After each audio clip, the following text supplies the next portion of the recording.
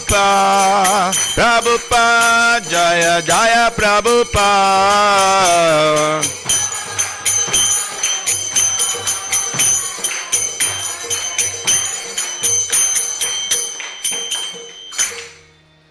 Srila Prabhupada ki, Ananta Koti Vaishnava Vrinda ki, Gaur Premanande.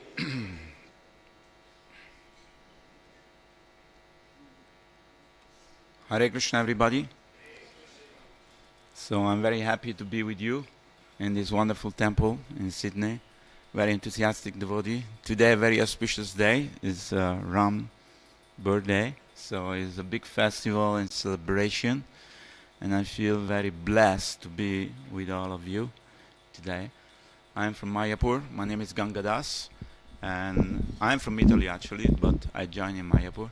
I've been living in India for the last 45 years. And so today we'll discuss the Srimad Bhagavatam because in the evening His Holiness Bhanu Swami is coming to speak about the Ramayana. So they were asking me, shall you speak about Ramayana? I said, well, let Maharaj enlighten us with the Ramayana. I'll speak from the Srimad Bhagavatam if it's okay with you. Yes? Om Namo Bhagavate Vasudevaya. Om Namo Bhagavate Vasudevaya. Om Namo Bhagavate Vasudevaya.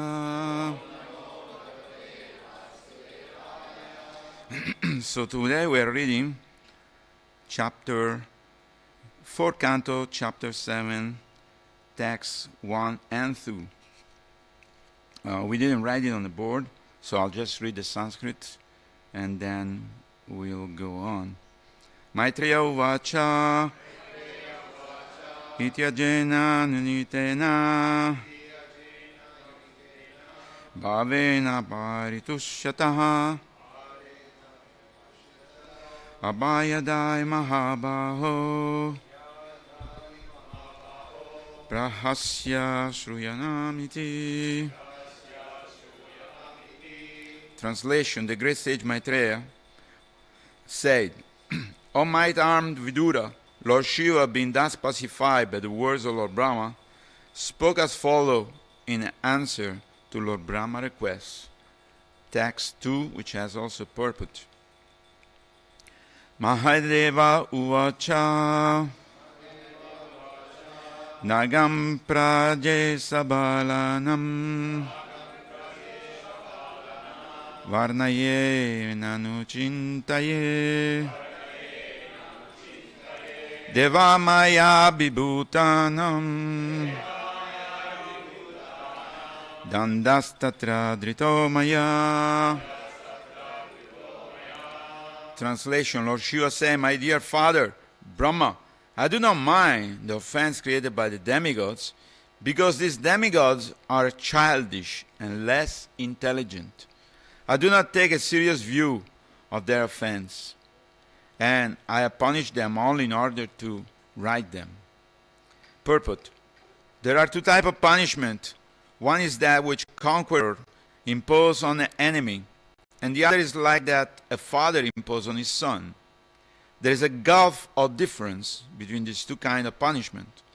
Lord Shiva is by nature a Vaishnava, a great devotee, and his name in this connection is Ashutosa. He is always satisfied, and therefore he did not become angry as if he were an enemy. He is not inimical to any living entities. Rather, he always wishes the welfare of all. Whenever he chastises a person, it's just like a father punishing his son. Lord Shiva is like a father because he never takes seriously any offense by any living entity, especially the demigod. Om Jnana Timirandasya Gnananjana Shalakaya Chakshurmidam Tasma Shri Gurave Namah. Namo Vishnupadaya Krishna Prasthaya Bhutale Shri Mati Bhaktivedanta Swamini Dinamini. Namaste Saraswati Deve Gauravani Prachayane Nivrishesha Sunyati Passattade Satarine. Jai Shri Krishna Chaitanya Prabhu Nityananda Shri Advaita Gadadhar Shiva Sadi Gaura Bhatta Vrinda Hare Krishna, Krishna Krishna, Hare Hare, Hare Rama, Rama Rama, Hare Hare. So we can see in these pastimes of the Srimad Bhagavatam how Lord Shiva, in a previous verse, you study how this all incident happened in the Jagya which Daksha was performing, and now he offend this great personality just on his appearance.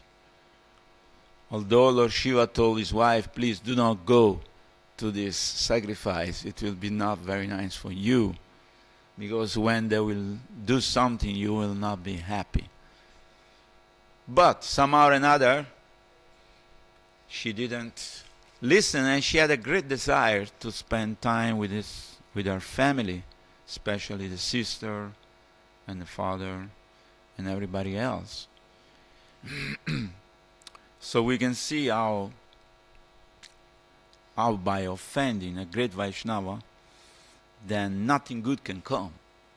In this particular occasion, we saw that Daksha lost his head. Some people lost the mustache. Some people the beard. Somebody lost his teeth. Somebody lost his arms. So this was, a gruesome horror film. I don't like horror film. I don't watch them. But I know these horror films sometimes can leave very deep impression in your mind, which are very tamasic. And so, at one point, all the demigods went to Brahma.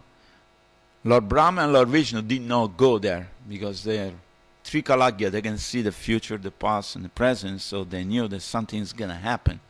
So they didn't go at all. So when the demigod went and requested Lord Brahma to come and rectify the situation, he came.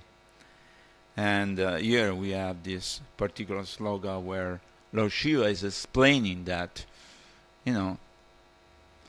I punish them just to make them rectify. Just like our father sometime, maybe give us a slap, maybe give us a kick, I don't know. But sometimes there are restrictions. Just as a child, we have a tendency to do anything and everything we like, because it's the nature of a child. But there are certain restrictions which has to come into our head for our future life. We cannot possibly, do anything we want, because if we are not punished by our father, we'll be punished by the government, and we end up in jail.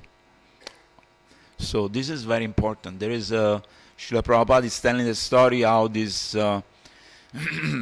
son was adopted by the auntie, who was giving free hand to him to do whatever he wanted. So he was doing all kinds of things, but nobody ever corrected him. And he ended up doing a crime, and he ended up in jail for a lifetime sentence. So he expressed a desire to see the auntie. And when the auntie came, he said, I want to tell you something in your ear. And he bite her ear. I said, why are you doing this? He said, it's your fault. You never corrected me when I was young. And I could not understand the limit of what we can do and what we cannot do. So, sometimes our father punish us, or our uncle, I remember I had one uncle, Uncle Franco. We play with all the kids and we throw the ball. Sometimes the ball break the neighbor's window. And then he would come and maybe give us a slap. And then we were crying and we think, oh, Uncle Franco doesn't like me. But then the other uncle will come and say, no, look, he likes you. But he's correcting you. He's telling you, don't do this. Okay, you can play football, but you're breaking somebody's property. It's not very nice. And of course, before he passed away, I went and see him. And I asked him, thank you, Uncle, for correcting me when I was a child. He said, oh, you are another one who come and said that I beat him. No, I say, you beat me with a good intention. He was not beating you for, see you that you're suffering. He was correcting you so that you can actually rectify your life and understand what is to be done, what is not to be done. So similarly, in this pastime, we see that by offending the devotees, our life can be actually completely destroyed. And I've seen personally in my life, I've been quite some time in Krishna consciousness, and during the course of our life, we happen to make many mistakes, and sometimes even offenses against Vaishnavas. And you can see certainly you will lose your taste for Krishna consciousness. There's another pastimes which I think was Rupa Goswami was meditating with closed eyes on the pastime of the Lord, and at that time in front of him happened to pass one great sage Brahmana, but he had some problem in his body. He was walking in a funny way, because he had some problem with his back or his leg. And at that time, he was laughing. And this devotee thought, oh, he's laughing because I'm walking like this. But that was not his intention, that he was laughing because of him. He was laughing related to the pastimes of the Lord. And after some time, he lost completely the taste for chanting. So he went to his brother and said, I don't know what happened. I cannot see the Lord anymore. I cannot meditate peacefully like I used to do. And what is the cause of this? And then his brother say, you must have committed some offense against somebody.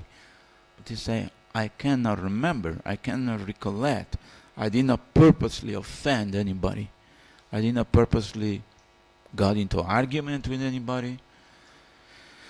So then his brother say, okay, there is one thing you can do. You can offer a big feast to all the inhabitants of Vrindavan.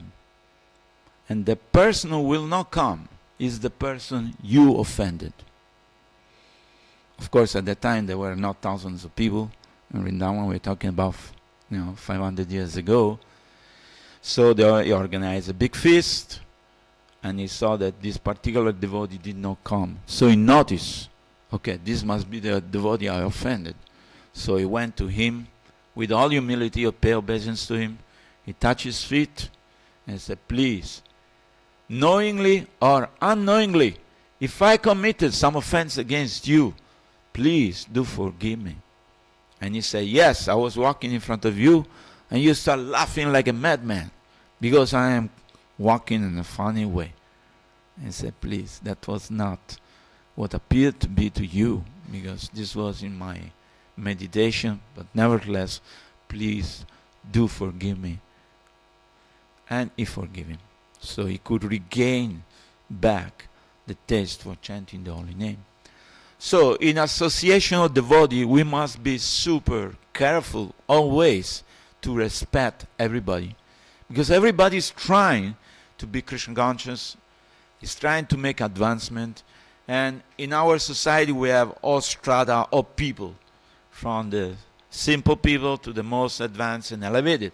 Nevertheless, everybody should be given proper respect, because all of them are trying to become Krishna consciousness.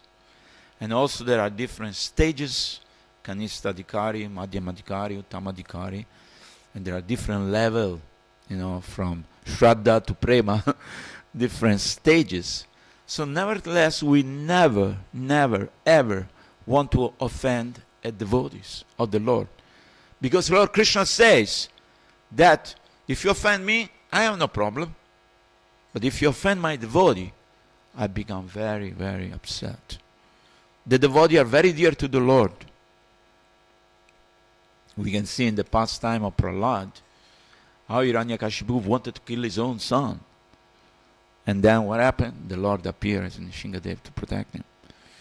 So we want to be always very, very conscious of not committing any offense against any Vaishnava. Whether they're simple Vaishnava, maybe the person joined yesterday, but we don't know his past life. He has maybe done tons of executed wonderful service, which is maybe more advanced than us. Sometimes we see children in the Gurukul in Mayapur who knows all the Bhagavad Gita by heart, who knows the sloga, the Bhagavatam, the Sri Upanishad. They can change sloga.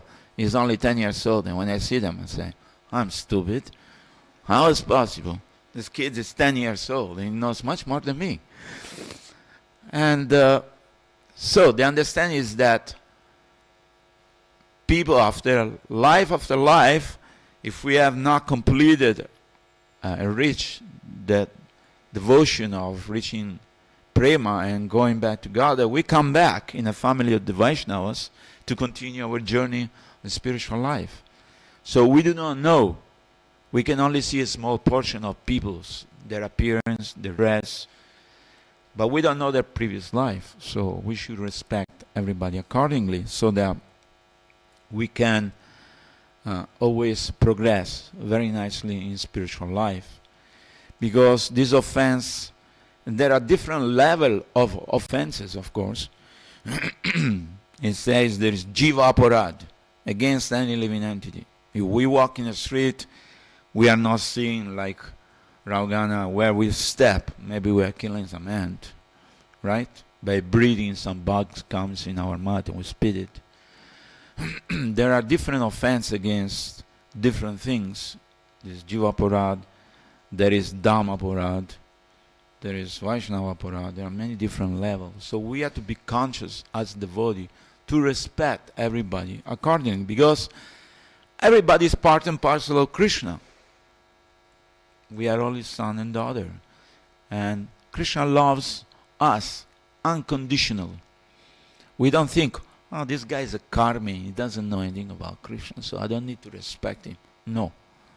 We should respect him also. He's also part and parcel of Krishna. Krishna loves him also. Krishna loves everybody. There is no one that Krishna does not love, whether in the form of a bugs, or in the form of an elephant, or demigods. So everybody is loved unconditionally by the Lord.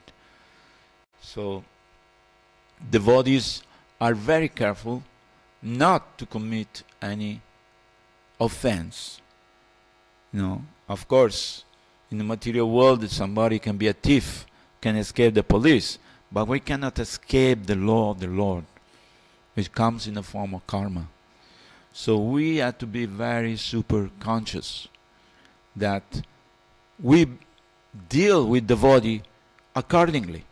If somebody we think is newcomer or is in a lower stage, we try to help him by giving instruction. Somebody on the same level, we become friends. If somebody is higher than us, then we offer obeisance and respect, and we take instruction from them. So this is the way we relate, you know, with Vaishnava knows how to relate with everybody. So this is an art which we learn in Krishna consciousness.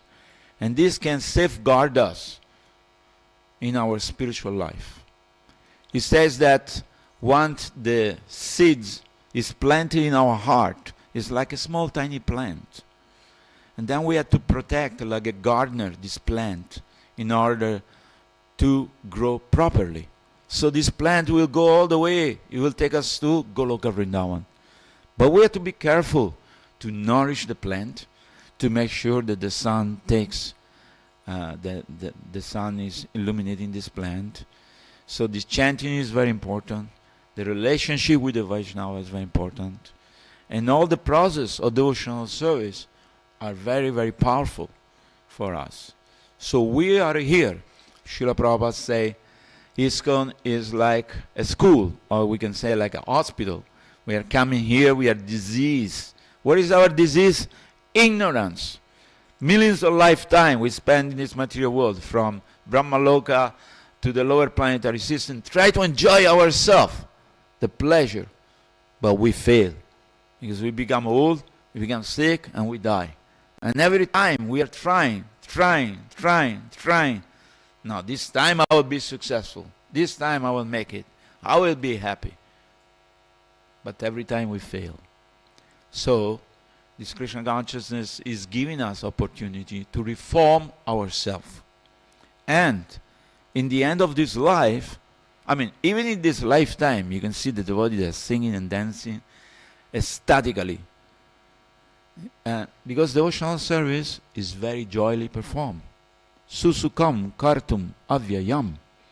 It's very jolly to perform Krishna consciousness, isn't it? And in the end of this life, number one, we become joyful in this lifetime. In the end of this life, we are transferred into the spiritual world according to our desire and according to our mode of worshiping the Lord. Now, even amongst the Vaishnava, there are so many different destinations. Like His Holiness Banaswami explained, what about if somebody is a Sri Vaishnava in Sri Rangam? Where it goes? It goes to Vaikuntha. Why? Because he's worshipping Vishnu. But what type of relationship you can have with Vishnu? You cannot go there and embrace the Lord and say, I want to be your wife. No. You cannot go and say, Vishnu, I'd like to see, I'll be your father and mother. No, Vishnu doesn't have a father and mother. You cannot even be a friend with Vishnu. It's all awe and reverence. It's dasya. Yes? So likewise, the Lord has so many forms which we can have a relationship with. But most of them, like Ram, today is Ram Navami. Ram had some friend. Yes? Hanuman is a great devotee. He embraced Hanuman. But everybody keep distance. He's supreme. He's God.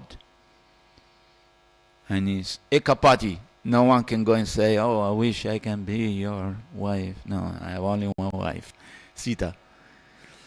So, in all the form of the Lord, mostly we can have dasya relationship. But with Krishna, He fulfills all different type of relationship. You can become His father and mother. You can become His friend. You can become His lover. You can become anything you want. Krishna responds to the beautiful relationship. So in that relationship, we become very happy. We become fully satisfied. So this Krishna consciousness, Prabhupada says, like hospital. We are coming from millions of lifetime of illusion, of ignorance. Identify ourselves with this body. Think I am this. No, we are not. We're spirit, soul, eternal servant of God. So unless we practice Krishna consciousness very sincerely, then we cannot eliminate this impurity in our consciousness, these false identifications. So even the demigods, they have the same problem. I am Indra, I am in charge of the heavenly planet. Who is this Krishna in Vrindavan playing and all this? Let me send so much rain. Even the demigods sometimes, they don't understand Krishna. Brahma is the head of our sampradaya. He steals all the cow and the calves, thinking that, who is this boy? He's just a boy, Krishna. Who is this? Of course, we should not commit mistake. These are part of Krishna pastimes. Because Brahma has been given a blessing in the beginning of creation that he will never become illusioned by anything. But in order to perform the pastimes, Krishna, sometimes the demigods are also put in illusion. But then they rectify themselves. They come and ask forgiveness to the Lord. So Krishna has all this wonderful quality. And he has a special quality, his flute, his relationship with the devotee, love with the devotees, his sweetness personified. He's the sweetest person in the universe. So we want to develop this relationship with Krishna. And we as a Gaudiya Madhava, Gaudiya Sampradaya, we want to go to the spiritual world where Krishna resides. And we will take the form according to our desire to relate with the Lord. And the Lord will respond with us. So we have a great journey. And we are in a proper place at the proper time. Because Sri Chaitanya Mahaprabhu came 500 years ago to make this system very easy. And Rupa and Sanatana Goswami, they translate so many books. And this book has been also translated by His Holiness Banaswami, so that we can understand Krishna consciousness very deep and very wonderful and a fantastic experience It's an adventure, and Krishna will create so many things for us to enjoy in His service. So we have to be careful not to commit offense against Vaishnava. We have to perform our devotional service with the proper mentality, with the proper mood. Somebody asks us, okay, Prabhu, today you clean the toilet. Why me? I've been here a long time. Why shall I clean the toilet? Yes, I am a senior devotee. Why you don't find somebody else? Krishna is testing us. Are we sincerely serving the Lord in whatever possibility, in whatever form?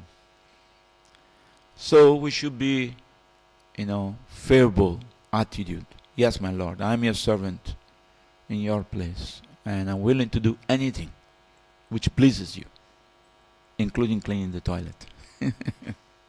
Why not? So this mood is what is pleasing the Lord. His name is Janardana. He's the one who satisfies everybody's desire. So we can have a proper attitude, we can have a proper mentality, which will please the Lord. And if we remain together in association with the devotee, this is the most powerful thing. Srila Prabhupada said you can take one stick and break it, but you can put a bunch of 20 sticks together, it's impossible to break. So as long as we are in association with devotees, as long as we have proper mentality, as long as we do not offend any Vaishnava, any living entity, we don't perform any mistake in our service. Mistake we can make, but we should not repeat the same mistake. Otherwise, Srila Prabhupada said we become rascal. And if we understand we have offended anybody, we do go with a humble mind and touch the devotee's feet and say, please forgive me, I made a mistake. There is also pastimes of Ramanujacharya in South India. His cousin brother Govinda.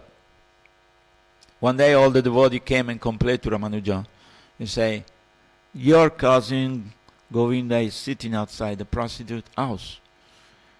Say, what? Okay, let me speak to him. He called Govinda. He said, Govinda, where you were last night? Say, I don't know. I was walking in the street and I heard that they were reciting the Ramayana, and I sat under the window to listen to the Ramayana. You say, okay. Do you know that house was the house of the prostitute? You say, no, I don't know. I was just listening to the Ramayana. So sometimes what we see is not necessarily the truth. Another time they came and complained again to Ramanuja, say, why Govinda is killing the snakes? You say, what? Yeah, he has put one hand inside the snake, and the snake is flying all over. Okay, let me speak to Govinda. Govinda, what are you doing? Why are you killing a snake? He said, no. I'm not killing a snake. I was removing one thorn from the throat of the snake. And then I remove it and I let the snake go. So sometimes we see things and we don't understand. So sometimes the best for us is to go and ask the devotee, Prabhuji, I've seen you doing these things and I don't understand. It appears to be like this, but maybe it's not. Can you explain to me? And maybe the devotee can explain. Let's say if I you come to my house and 7 o'clock in the morning, I'm taking a nap, and then you come again 7 o'clock in the night, I'm still taking a nap, and then you think, this guy is completely lazy, he's sleeping all day. But maybe I got up, I went to Calcutta by bus, I came back, or whatever I'm supposed to do, and I'm feeling tired, and I'm taking a nap again. Right? It can happen. So you start to think, this guy is such a lazy bum. All day, he's not chanting his round, he's not going to the temple. Hey, wait a minute. Do you know the truth? So best is to ask. So like that, we have so many opportunity, wonderful career, spiritual career, and we can advance very fast if we are in association with devotee. And we should value this association as the most valuable gem in the universe. Because this association is what will keep us Krishna consciousness, what will keep us on the right track. And so we can achieve the ultimate goal of life, but even in this life we can become very happy. And so this is wonderful. Today is Ramayan, is Rama's birthday, and tonight Maharaj will come and speak about the wonderful pastime of the Lord. I'd like to stop here. If there is any question or any comment, I'll appreciate here. Hare Krishna. Yes, please.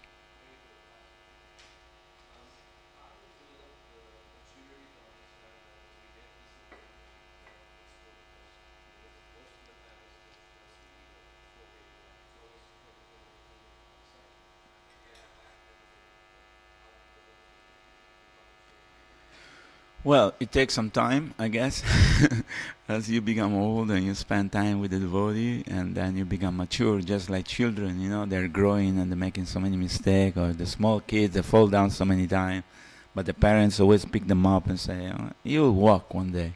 So it's question of time, and it's question of having our mentality. Also to become tolerant, because material nature teaches. Like we read, today we were reciting, Trinada Pisunchinisha, Tarora Pesishana, Manina, Manana, Kirtaniya, Sda Hari. If we want to chant constantly the holy name, the only way is that we have to become very, very, very tolerant and humble. Humble more than the blade of grass. You walk on the grass, doesn't complain. We can go more tolerant than a tree. We cut the tree, we take the fruit. We write our name with a heart, I love you, whatever, But the tree doesn't complain. The tree gives us a shade, gives us fruit. We can go and cut it. So by having this mentality and giving up, the false ego means what? We are thinking we are this body, and we think we're smart, and we think we know everything. But if you think, I still remember my grandfather used to tell me, son, you think yourself, you are the last wheel of the chariot. I said, what do you mean?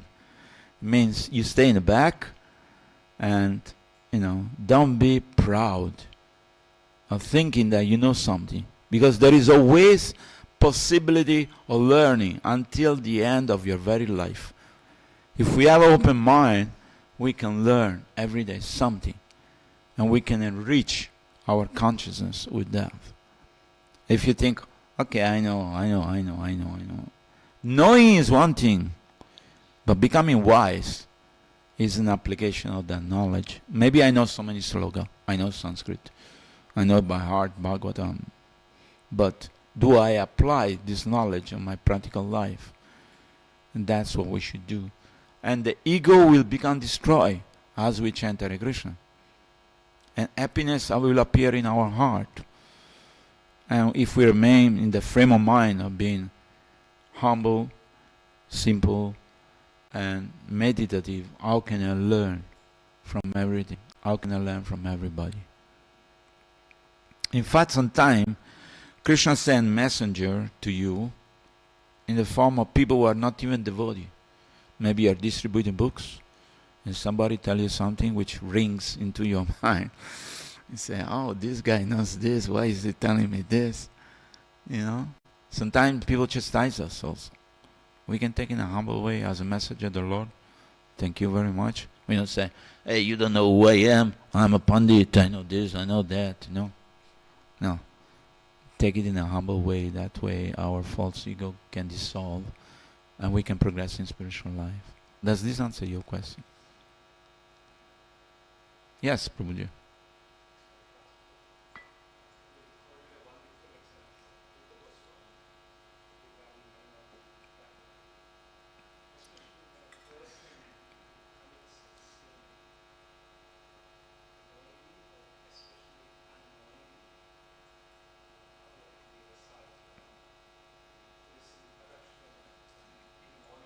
Yes. Brahmahatya. We destroy all the sin. Brahmanas.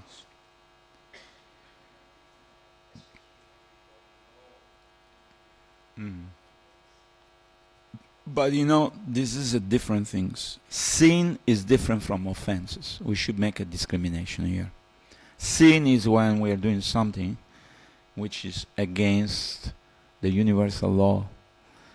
And aparad means willfully, purposely we are offending or killing somebody. Let's say if somebody work in a slaughterhouse, does he know this is a sin? Obviously, maybe he knows, but because of money or a job or whatever, they continue to do that. So sin and aparad, they are two different things. So aparad is very, difficult to overcome because, as I say, devotees are very dear to the Lord. So we should not make mistake equating sin and aparad. Sin is when we do something against, let's say we follow the regular principle, okay, and we break our regular principle, that's a sin. But if we offend the devotees, or if we offend other living entity, or if we do something wrong in our service, knowingly, that is called aparad. So, sin, is explained in Bhaktivinoda Thakur's book that if we commit sin, simply by chanting the holy name, they will be wiped out. Just like in the case of Ajamil, his son was named Narayan. He called Narayan, bring my shoes, Narayan, bring water. He was chanting every day his name. By that chanting, all his sin were destroyed. And at the end of his life, when he's about to die, he's calling his son. He's not calling the Lord, he's calling his son. Narayan, please come. And the Yamaduta came and the Vishnuduta came. And the Vishnuduta said, no, you cannot touch him. He said, why? This guy is sinful. He has done so many sins. He was a thief, he was a killer. But the Vishnuduta said, no. He chant the name of Narayan, our Lord. Anybody who chant the name of Narayan, once in his life, all his sins are destroyed. But he did not commit any aparad. So there's difference between sin and aparad. Of course, he didn't immediately go back to Godhead. He went to Rishikesh, he performed some austerity, he rectified himself, and then he went back to Godhead. They said the Lord sent an airplane to pick him up. So let us not mix the two. Sin and aparad are two different things.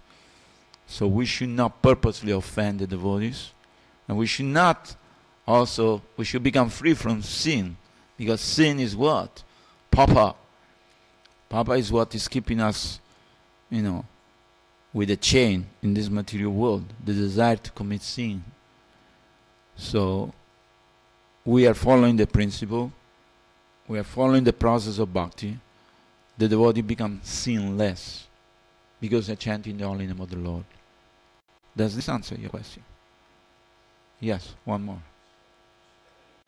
Yes. There is a difference between conscious and unconscious sin. Unconscious sin is easily destroyed by simply continuing devotional service. A person must atone for a sin committed intentionally by repentance, depending on the gravity of the sin and the level of the person on whom it was committed. We have the example of Daksha. By the mercy of the devotees, including Tulsi, very dear to the Lord, and in our times also, by the mercy of Sri Chaitanya Mahaprabhu and Srila Prabhupada, even sins like those of Jagai and Madai can be destroyed in one lifetime. Apart from the very great sin of offending a devotee, we have to be very careful. Nice comment. Thank you so much. Wonderful. Any other question? Yes, Mataji.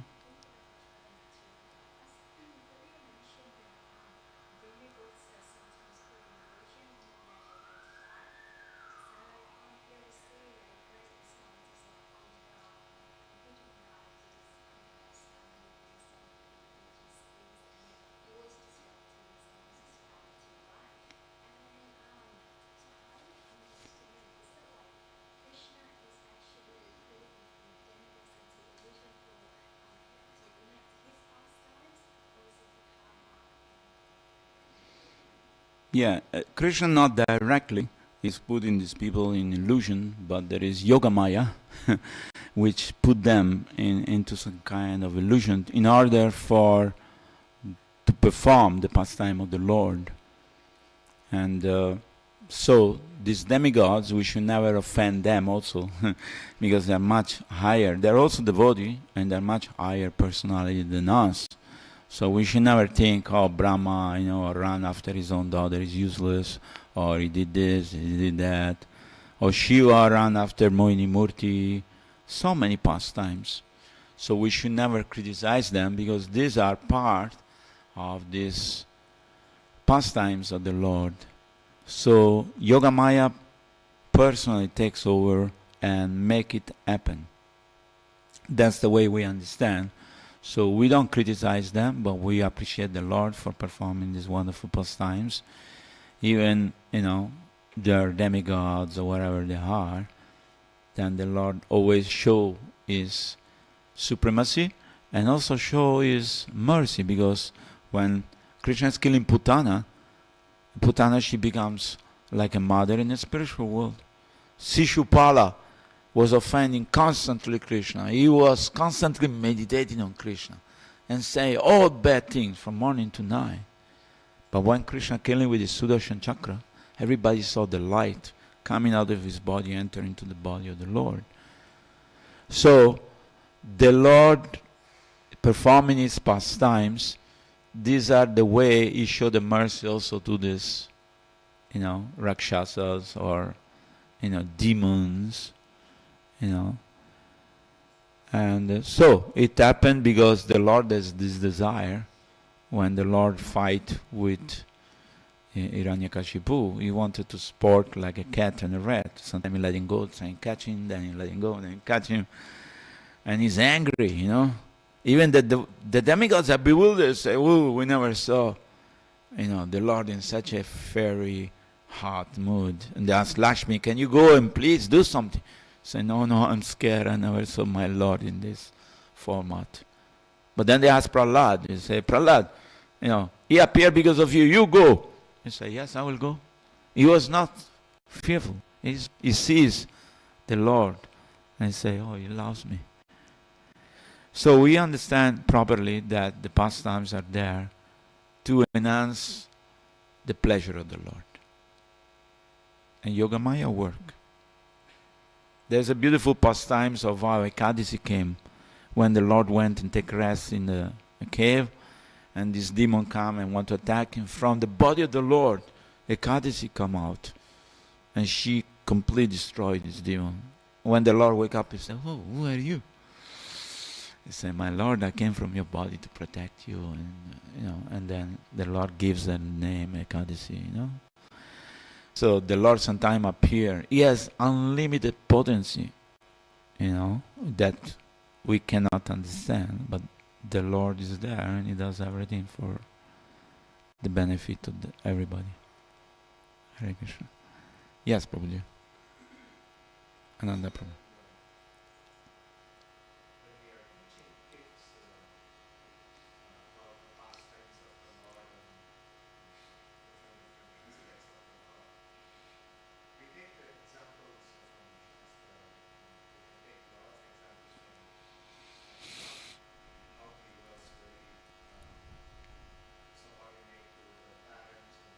Yes. Yes.